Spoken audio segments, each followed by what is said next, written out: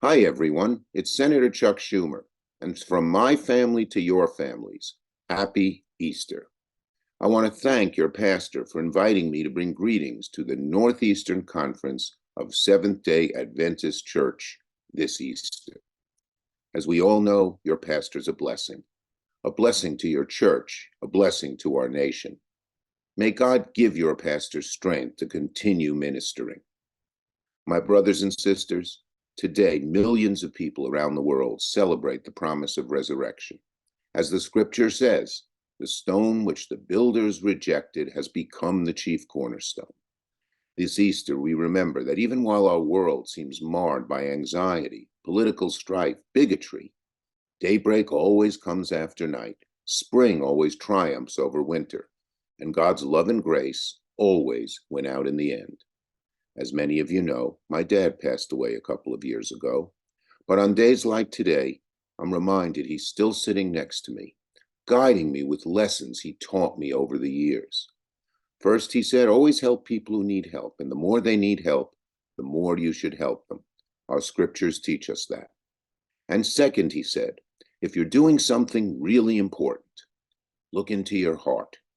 Make sure it's the right thing to do. And then, if you persist and persist and persist and don't give up, God will reward you. You will succeed. I think about my dad's words every day because he would remind me we still have a long way to go to make our country a better place. Working with my friend Hakeem Jeffries, the first African American ever to lead a party in Congress and a fellow Brooklynite, we've accomplished some good things for Americans. Earlier this month, we prevented a government shutdown with a major funding bill that makes robust investments in our families and in our economy. We fully funded the WIC program so that no moms and kids are denied nutrition assistance. We protected affordable housing programs so people wouldn't be kicked out of their homes. And we increased funding for veteran services and supported our children by funding school lunch and school breakfast programs. We've also taken steps to lower the cost of prescription drugs. We've lowered insulin to $35 a month instead of $600, $700, $800 a month for people on Medicare, so no one goes broke trying to manage their diabetes. And now we're trying to get that $35 insulin for all Americans, even those below 65. For the first time ever, Medicare is negotiating lower prices for prescription drugs, and soon 10 of the most widely used drugs will have their prices dramatically reduced for everybody. And starting this year, we're capping out-of-state drug costs for seniors on Medicare, so no one will pay more than $3,300 a year this year and no more than $2,000 next year for all the prescription drugs. For someone who had cancer and was prescribed a drug that might cure them, but it cost $800 a month and the insurance company said they're not paying for it, they no longer have to just struggle, but they'll get that drug and get healthy. And that's not all we're doing.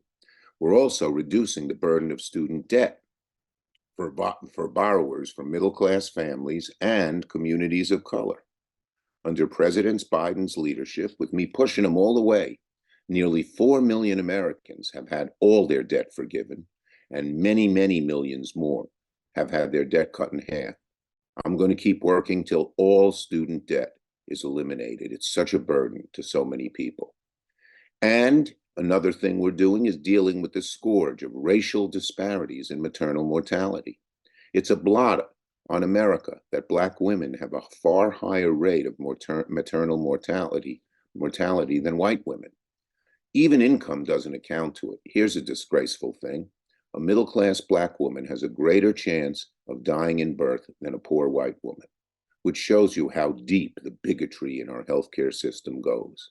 But we finally got the momnibus passed, guaranteeing healthcare coverage for moms and kids on CHIPS and Medicaid, making the kids healthy and reducing the rate of mortality.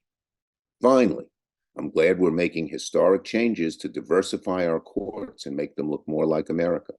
As you know, federal judges have enormous power, and it's a lifetime appointment. Under my leadership, we've confirmed over 180 judges, and I'm proud to say, ladies, 2/3 are women. I'm also proud to say that 2/3 are people of color. We've appointed 55 Black judges, a record, 35 Black women judges, another record, and over 110 judges of color. And of course, we made Ketanji Brown Jackson the first Black woman ever and the first public defender ever to sit on the Supreme Court. Now, these are just a few things we've accomplished, but our work is far from over. As Majority Leader, I'll keep fighting with the same persistence that my dad taught me. And if together we don't give up, God will reward us, and together we'll succeed in making America a better place for all. So happy Easter. God bless you all. God bless your pastor. God bless the Seventh-day Adventist Church, and God bless the United States of America.